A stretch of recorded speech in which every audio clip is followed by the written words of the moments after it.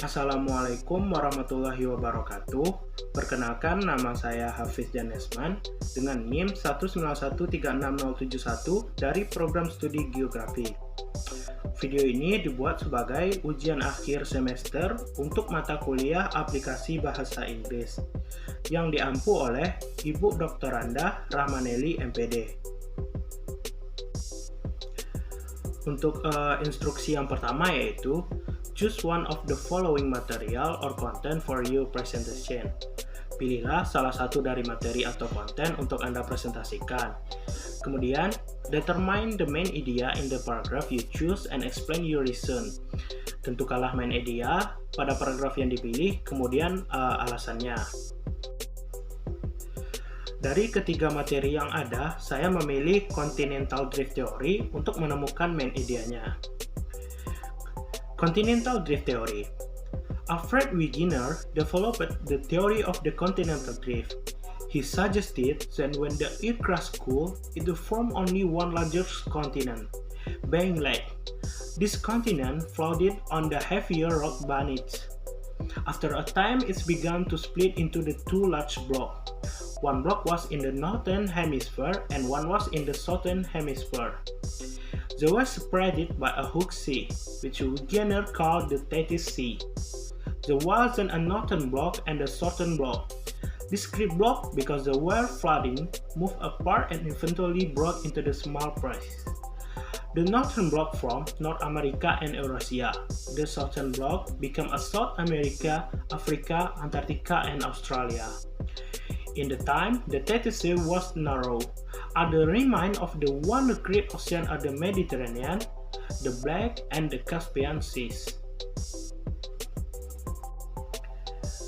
Jadi, the Continental Drift Theory artinya adalah teori apungan benua atau yang dikenal juga dengan teori pergeseran benua. Alfred Wegener mengembangkan teori apung benua. Menurutnya, ketika kerak bumi mendingin, ia hanya membentuk satu benua besar. Menjadi ringan, benua ini melayang di atas bebatuan yang lebih berat di bawahnya. Setelah beberapa waktu mulai terpecah menjadi blok besar, satu blok berada di belahan bumi utara dan satu lagi berada di belahan bumi selatan. Mereka dipisahkan oleh laut yang sangat besar, yang oleh Wegener disebut Laut Tethys. Kemudian ada blok utara dan blok selatan. Blok-blok besar ini karena mengembang, bergerak, dan terpisah, akhirnya pecah menjadi potongan-potongan kecil. Blok utara membentuk Amerika Utara dan Eurasia, sedangkan blok selatan menjadi Amerika Selatan, Afrika, Antartika, dan Australia. Belakangan, Laut Tethys menyempit. Yang tersisa dari samudra besar ini hanyalah Mediterania, Laut Hitam, dan Laut Kaspia.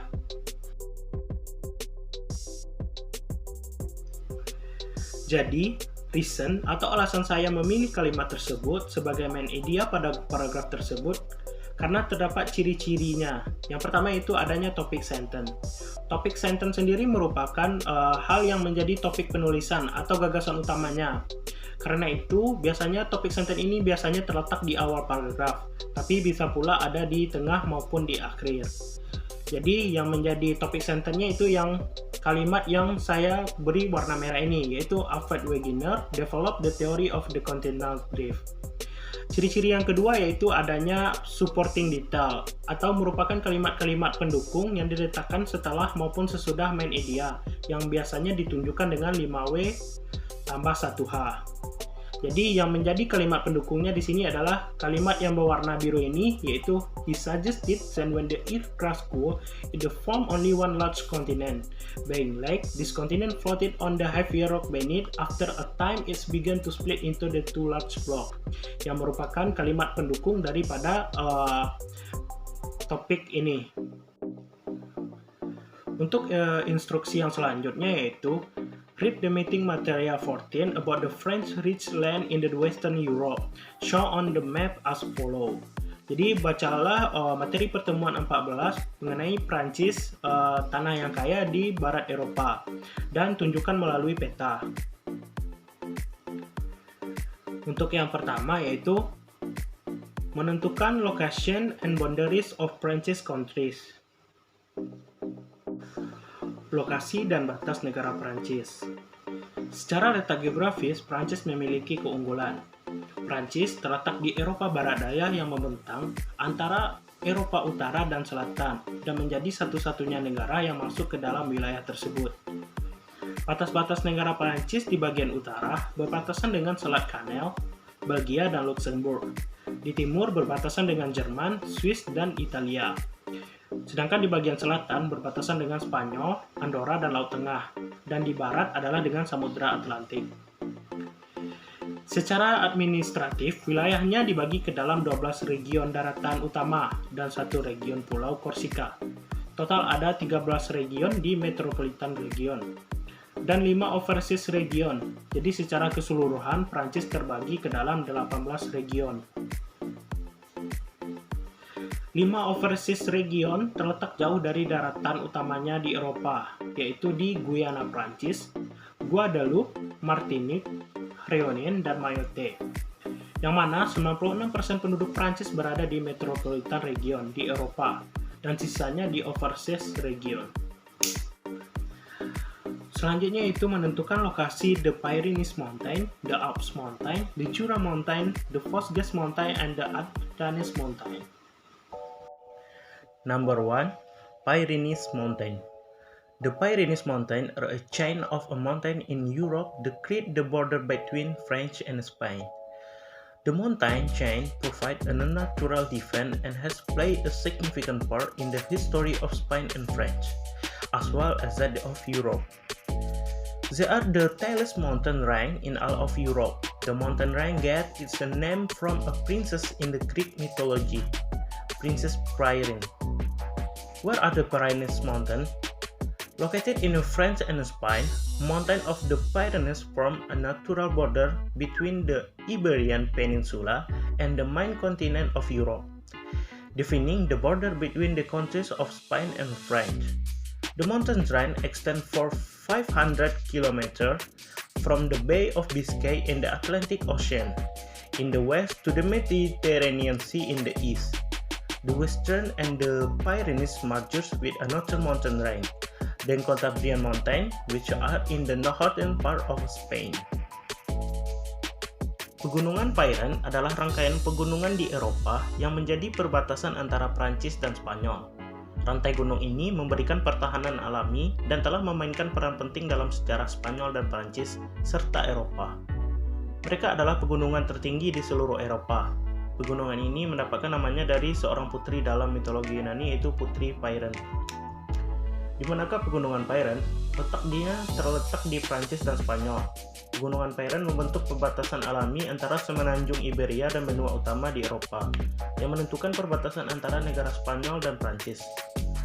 Barisan gunung ini membentang sejauh 500 km dari Teluk Biscay di Samudra Atlantik di barat hingga laut di Mediterania di timur. Ujung barat Pyrenees menyatu dengan pegunungan lain, Pegunungan Cantabria yang berada di bagian utara Spanyol. Number 2. The Alps Mountains. The Alps are a large mountain range in the middle of Europe. They are spread over 8 countries: France, Monaco, Italy, Switzerland, Liechtenstein, Austria, Germany, and Slovenia. The Alps are 4 mountains. This means that the theory formed when the two large tectonic plates slowly collide, the pushing up the ground over the thin of a million of years. This creates some of the highest peak in Europe. The highest mountain in the Alps is the Mont Blanc. The weather in the Alps is affected by a different temperature of air coming from the north, west, and the south. This condition creates a different type of the climate depending on height. The higher up the mountain, the colder it gets. The top of the mountain are covered in snow and glacier, which are the large block of ice. Pegunungan Alpen adalah pegunungan besar di tengah Eropa. Mereka tersebar di 8 negara seperti Prancis, Monaco, Italia, Swiss, Liechtenstein, Austria, Jerman, dan Slovenia. Pegunungan Alpen adalah pegunungan lipat. Ini berarti bahwa mereka terbentuk ketika dua lempeng tektonik besar perlahan bertabrakan, mendorong tanah selama puluhan juta tahun, menciptakan beberapa puncak tertinggi di Eropa. Gunung tertinggi di pegunungan Alpen adalah Mont Blanc. Cuaca di pegunungan Alpen dipengaruhi oleh suhu udara yang berbeda, yang datang dari utara, barat, dan selatan. Kondisi ini menciptakan jenis iklim yang berbeda, tergantung pada ketinggian. Semakin tinggi gunung, semakin dingin. Puncak gunung tertutup salju dan gletser, yang merupakan bongkahan es besar. Number 3. The Jura Mountains. The Jura is one of a Switzerland geographical region, running along the western edge of the country. It covers around 10% of the Switzerland territory and forms a natural border with the French. The Casserole is one of the most instantly recognizable mountain peaks in the Swiss Jura. Some of the country's largest lakes can be found in the Jura foothills. The region is also home to the Rheinfall. Nearly half of the Jura, 47%, is covered by forest, while almost as much again, 43%, is covered by agricultural land. Number 4. The Vosges Mountain. Vosges is a low mountain range in eastern France, near its border with Germany, together with the Palatine Forest to the north on the German side of the border. They form a low mountain and geomorphological unit with an area about 3,100 square miles. It is stretched in a north to the northeast direction from the Bourguignon Gap to the Bordeaux Basin, and form the western boundary of the Upper Rhine Plain. Number 5. The Ardennes Mountain. Ardennes would a plateau covering part of the Ancien Forest of Ardennes, occupying most of the Belgian province of Luxembourg, Namur, and lead part of the Grand Duchy of Luxembourg, and the French department of Ardennes. It is on a plateau comprising the western extension of the Middle Rhine highland, stretching in a northeast to southwest direction and covering more than 2,086 square miles. Its geological history is complex as the result of intense faulting, uplift, and denudation. Some of the strata of rock have been thrust over young strata. The name Ardennes, used in a strict sense, referred to the southern half of the area. See the Seine River, the Loire River, the Garonne River, and the Rhone River. The Seine River atau Sungai Seine terletak di 18 mil atau 30 km dari barat laut Dijon dan mengalir ke arah barat laut melalui Paris sebelum bermuara ke Selat Inggris di Le Havre. Sungai ini memiliki panjang 485 mil atau 780 km dengan anak-anak sungainya mengaliri area seluas sekitar 30.400 mil. Ini adalah salah satu sungai besar bersejarah di Eropa, dan jaringan drainasenya membawa sebagian besar lalu lintas perairan pedalaman Prancis. Sejak awal abad pertengahan, sungai ini berada di atas semua sungai Paris, dan saling ketergantungan antara sungai dan kota yang didirikan di titik-titik persimpangan utamanya, dan telah ditempa secara tak terpisahkan. Pusat subur lembahnya di Ile-de-France adalah tempat lahirnya monarki Prancis dan inti dari negara bangsa-bangsa yang berkembang, dan masih merupakan jantung dan wilayah metropolitan. Selanjutnya yaitu The Loire River atau Sungai Loire. Sungai ini adalah sungai terpanjang di Prancis yang mengalir di selatan Masif Sentral dan mengalir ke utara dan barat sepanjang 634 mil atau 1020 km menuju Samudra Atlantik, yang bermuara di selatan Semenanjung Britannik atau Britannic. Sungai ini terletak sekitar 4.500 kaki di atas permukaan laut. Di kaki Gardeur de Jonc de Cavenas, dekat pantai Mediterania, di bagian hulu sungai ini mengalir suksesi cekungan berlantai datar yang terletak di dataran tinggi Masif Sentral. Menyeberangi mereka, lembahnya menyempit menjadi ngarai. Setelah bergabung dengan aliran air yang sangat besar, mengalir melintasi platform batu kapur Berry, dan lembahnya hanya menjadi alur kecil. Selanjutnya yaitu The Garonne River. Sungai Garonne, sungai terpenting di Prancis Barat Daya. Sungai ini naik dari Pyrenees Tengah Spanyol dan mengalir ke Atlantik melalui muara yang disebut Gironde. Panjangnya 357 mil atau 575 km. Dibentuk oleh dua hulu di Maladeta Masif dan di wilayah Aragon di timur laut Spanyol, yang mengalir dari gletser yang terletak di ketinggian lebih dari 10.000 kaki. Garonne mengalir ke utara sejauh 30 mil melalui Spanyol. Wilayahnya melintasi gunung tinggi Val d'Aran, melalui ngarai sebelum melintasi perbatasan melalui defile sempit Pont du Roy pada ketinggian 1.902 kaki. Mengalir ke timur di sekitar Saint-Gaudens, sungai ini membelok ke timur laut melintasi salah satu dataran aluvial terbesar di Prancis dan menerima anak sungai Ariège dari tenggara sebelum melewati Toulouse dan kemudian berbelok ke arah barat laut ke Bordeaux. Yang terakhir itu the Rhône River atau Sungai Rhône. Sungai ini merupakan sungai yang bersejarah di Swiss dan Prancis dan salah satu aliran terpenting di Eropa. Ini adalah satu-satunya sungai besar yang mengalir langsung ke Laut Mediterania dan sepenuhnya berkarakter Alpen. Dalam hal ini sangat berbeda dari tetangganya di utara, itu Sungai Rhine, yang meninggalkan semua karakteristik Alpennya ketika meninggalkan Swiss. Jalur Rhône yang indah dan liar, karakteristik air yang mengalir di dalamnya, dan penggunaannya oleh manusia semuanya telah dibentuk oleh pengaruh pegunungan, hingga ke muara sungai di mana sedimen menandai kelahiran Rhône di gletser. Alpen dibawa ke perairan Mediterania yang lebih hangat. Rhône memiliki panjang 505 mil dan memiliki cekungan drainase seluas 37.750 mil. Instruksi nomor 3 yaitu Explain about the French influence on the world. Jelaskan tentang pengaruh Prancis bagi dunia. Pengaruh Prancis bagi dunia. Revolusi Prancis adalah peristiwa penting yang bukan hanya dalam sejarah Prancis, tetapi juga bagi dunia. Peristiwa ini berlangsung dari tahun 1789 hingga 1799 dan melibatkan banyak momen tak terlupakan. Revolusi Prancis memiliki dampak besar dan luas bagi negara lainnya di seluruh dunia. Dampak yang pertama yaitu adanya penghapusan feodalisme.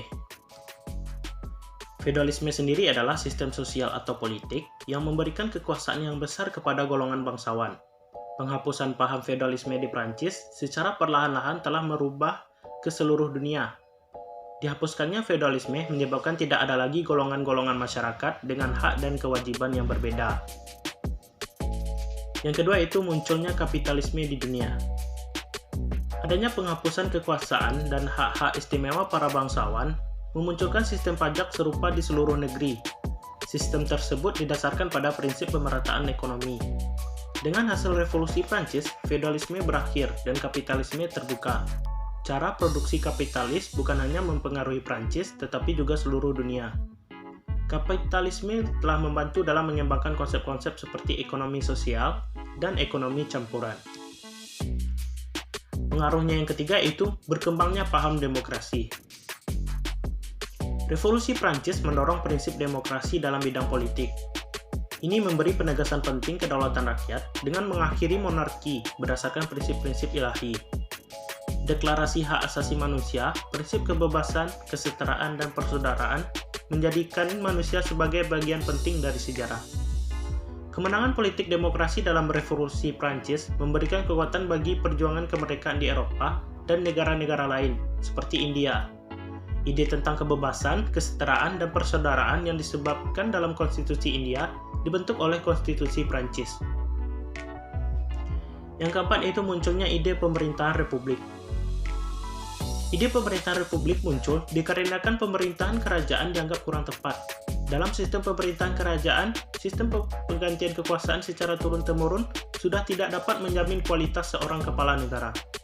Oleh karena itu, perlu dibentuknya pemerintah republik dengan kepala pemerintahan dipilih langsung oleh rakyat. Pengaruhnya yang berikutnya itu munculnya paham liberalisme. Penyebaran paham liberalisme di Prancis terbesar adalah Napoleon Bonaparte. Dengan pasukan yang kuat, Napoleon Bonaparte berhasil menaklukkan hampir seluruh wilayah lain di luar Eropa. Di setiap wilayah yang didudukinya, Napoleon senantiasa mendirikan pemerintahan-pemerintahan yang liberal. Setelah Napoleon jatuh, ide liberalisme tersebut akan tetap hidup dan berkembang di seluruh dunia. Baik, mungkin hanya sampai di sini presentasi saya. Saya ucapkan terima kasih dan saya akhiri dengan Assalamualaikum warahmatullahi wabarakatuh.